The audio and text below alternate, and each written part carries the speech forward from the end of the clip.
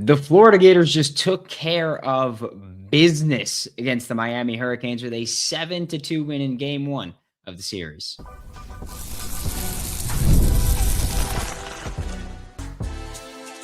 You are Locked On Gators, your daily podcast on the Florida Gators. Part of the Locked On Podcast Network, your team every day. Hello and welcome back to another episode of Locked On Gators, part of the Locked On Podcast Network, your team every day. Thanks for making Locked On Gators your first listen of the day every day. We are available daily and free, whether it's in the podcast and on YouTube. As always, I am Brandon Olsen, your host of Locked On Gators, lifelong Florida Gators fan. And before we talk about this Florida Gators 7-2 win, this bonus episode of Locked On Gators is brought to you by 5 Hour Energy. So welcome to the 5 Hour Energy flavor draft, right? With 18 different flavors to choose from, including new options like Confetti Craze, Fruity Rainbow, or Cotton Candy. There's something for everyone. The board is set. The flavors are ready. I got my number one pick. It's grape. It's going to be grape at all times. I love it. Find your new favorite flavor of 5 Hour Energy shots available online at 5hourenergy.com or on Amazon. And the Florida Gators are the first team to beat the Miami Hurricanes in 2026. Miami was 10-0 going into that game and at Miami. And Florida wins 7-2 behind, just a hell of a performance by, honestly, a lot of folks. But the person I was going for was Liam Peterson. Liam Peterson, of course, walked the first batter of the game and then went strikeout, and then had 2 strikeouts in the second inning. I mean, he was just dealing, right? Just dealing in this one. And then Jackson Barberi came in and it's I don't think it is I'll say appreciated enough when you can go against Miami and anybody that's, a relevant opponent like Miami is. They're a very good baseball team. When you can go against that and use 2 pitchers, right? You can go have Liam Peterson, and then you could have Jackson Barberi give you 3 1/3. And that's huge for Florida to be able to just handle business. And now, you haven't gone too deep into your bullpen, whereas there was one inning where Miami used 5 pitchers in the inning. Yeah.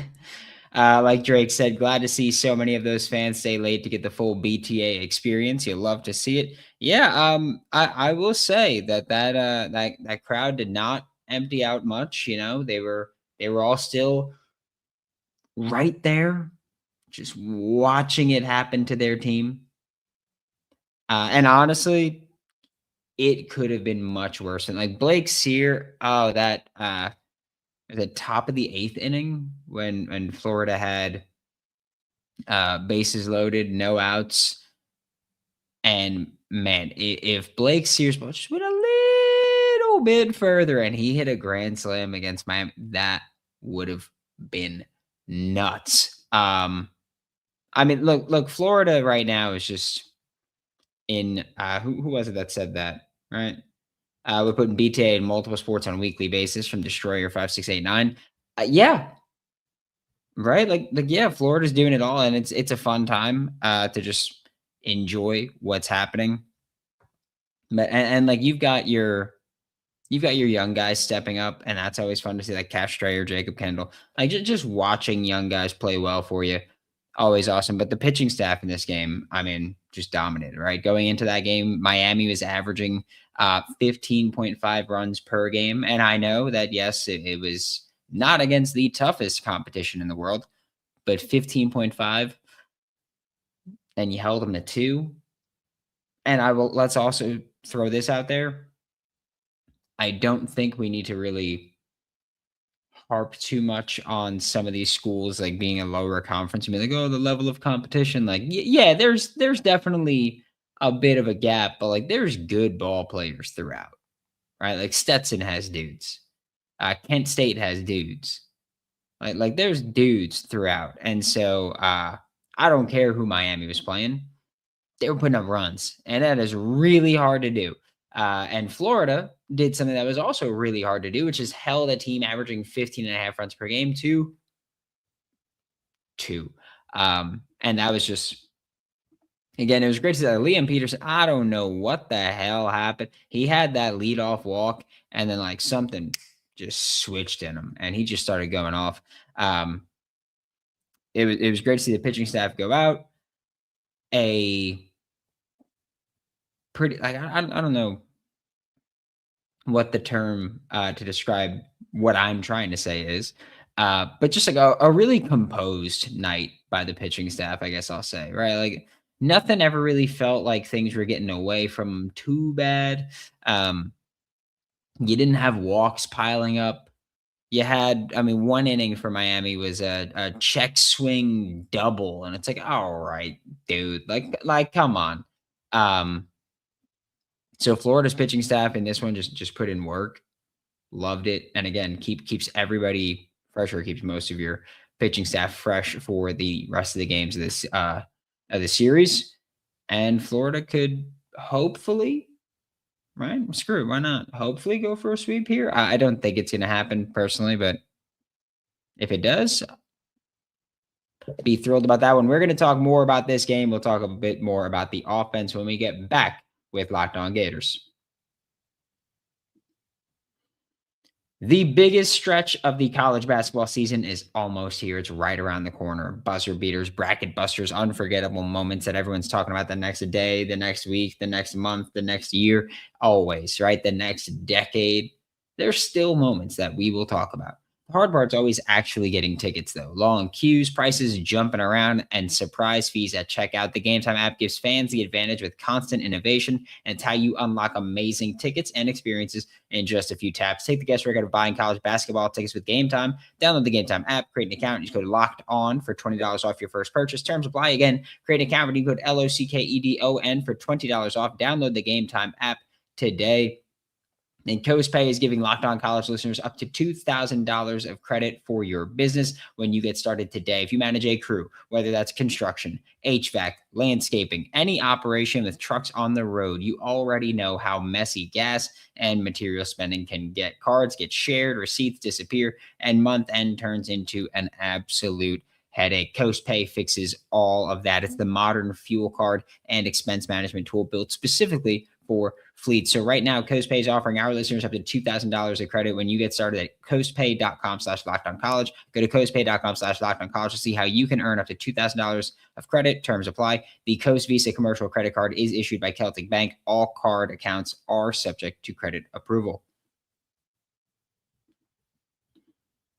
Thanks again for making Locked On Gators your first listen of the day every day. We are available daily and free as the podcast and on YouTube. And the Florida Gators walked out of this one with just, again, a little bit of BTA, right? A little bit of BTA, where Liam Peterson came out again, like I said, walked the first batter and then was just dealing the rest of the game.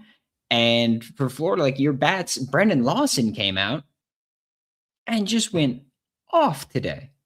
Like your bats were working, and it was also really interesting, because I'm so sorry, I don't remember how to pronounce his name. Siskar, I think it was the starting pitcher for Miami. He was also dealing. Like he was also dealing. It was nuts to see there. But once he came out, it's like, all right, Florida was working there. And I will also say that when you've got, for Florida, when you're facing a guy like Siskar, it's like it's tough to go, yeah, we're gonna work the count, we're gonna do this. And it's like it's tough to work the count when the dude's just throwing it all in the zone, right? Like you're not necessarily working around, getting a few balls. Like he was just dotting everything up right now. It was a hell of a game for him. You had Brandon Olsen, the home run in the first. You had Jacob Kendall hit a in the eighth inning, which I believe was also the I think it was the leadoff now that I'm thinking about it. But Jacob Kendall, just bomb there. Loved and again, like I mentioned Jacob Kendall before, mentioned Cash Strayer. Just watching your young bats just come alive and like the pop on both of them really is awesome to see. We got Eli Pototnik said didn't know that you covered baseball. It's pretty cool. Go Gators. Gators bats stay hot. Yeah. We've always covered baseball, but inconsistently. I'm trying to be more consistent with it now. And so, yeah, we're going to be going live after baseball games as often as I possibly can. I also realized that like I didn't even acknowledge much of the chat there, but ended their streak. Yes, we got Ryan Tooper in the chat. We own Coral Gables. Would be nice to do it in football as well. Florida has won 6 natties in baseball, basketball, football since Miami has last won any kind of trophy since 2001.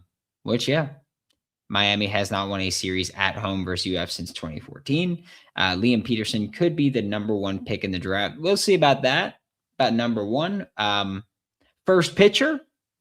Yeah, absolutely a possibility. Not saying a likelihood, but absolutely a possibility that Liam Peterson is the first pitcher coming off the board in the MLB draft. I mean, again, like Sully was talking about it when they were doing the in-game interview.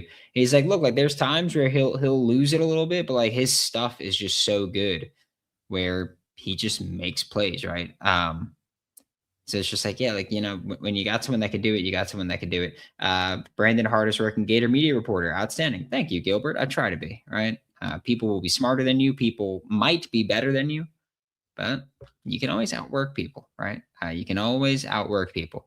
And Florida's bats in this one, again, just I really appreciate the approach that they're trying to take at the plate this year. In the past, when we've covered this game or when we've covered this team, we've talked about them. One of the things that I have complained about before and will always complain about is when you lack plate discipline, right? Lacking plate discipline drives me freaking nuts. I hate it. Just because in my head, I'm like, let's get him to throw at least, in MLB at least. I'm like, get him to throw at least, 12 to 14 pitches per inning. College more. They're not as accurate, obviously, but sometimes it's like, what was it? The top of the 5th inning, I think it was. Miami scored their 2 runs. I think it was in the 4th. And then I think Miami scored in the 5th, and then Florida had their second run in the 4th, something like that. I'm trying the math, right? I'm trying the math. And it ain't mathing. But even then, like Florida's just their answer was fly out on the first pitch, fly out on the first pitch. And it was like, all right. And then we strike out looking. And I was like, that's a crappy inning, right? Like it's like, oh yeah, first pitch, fly out to center, second pitch, fly out to center. And then we're going to strike out looking. It's just not an ideal way to answer after a team scores 2 runs unanswered on you. But again, like you got just bats showed up, and it wasn't like one guy just took over as a hitter. Brandon Olsen had a hell of a game. But you had, like I said, like Cash Strayer, sack fly was awesome. You had, again, like I'm just the bats in the game were just awesome. You had Jacob Kendall hit his home run that could have taken down the parking garage. Honestly, at that point, it was a rocket. And Florida came alive there. Oh, right. I almost forgot to mention Blake Sear, that Cade Kurland is dealing with an oblique injury. Blake Sear, if he had just a little more, I don't even know if I did mention, would have been incredible, right? Surwick got the score on it, but like, if that would have been a grand slam, that would have been awesome. That would have gotten you real close to the over there. Brandon is first on the mic, last to leave the mic. Gritty lunch pail guy. Gritty lunch pail guy. I'm a real coach's son. Real coach's son there. Sneaky athletic there. Cade McDonald came in, the pinch hit too, hit a single, and then, we had the whole defensive adjustment there.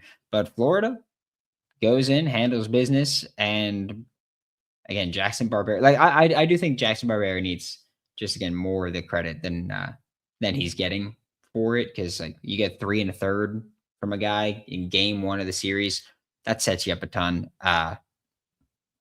And just one hell of a ton. Brandon Olsen, number 1 pick? No, don't think so. Don't think you're getting that. Don't think you're getting that either. But I think Liam Peterson. I think Liam Peterson will be the highest drafted Gator. But we'll see, right? Season's young, game's young. We'll see how guys adapt and grow throughout the year. For Locked On Gators, I am Brandon Olsen. Don't forget to make Locked On Gators your first listen of the day. Every day we are available daily and free. Don't forget to follow me on Twitter at WNS_Brandon. Find all my written work about the Florida Gators at swampsignal.substack.com. And we will be back tomorrow with, I think the plan for tomorrow is basketball preview show, basketball post-game show, and depending on when the baseball game ends, we might be going live after the baseball game tomorrow, just because you've got the baseball game should be ending right before or during the basketball game. So depending on how that goes and how that timing's working out, we'll see what we're doing for baseball. But we should have a basketball preview and then the basketball post-game show. Bummed to not have a baseball game for spring game weekend this year. Yeah, I'm not set in stone, but I'm planning on going to the spring game. So I am also pissed that there's no baseball this year for it. Fun stuff there, right? Thanks for making Locked On Gators your first listen of the day every day, and I'll see you all next time.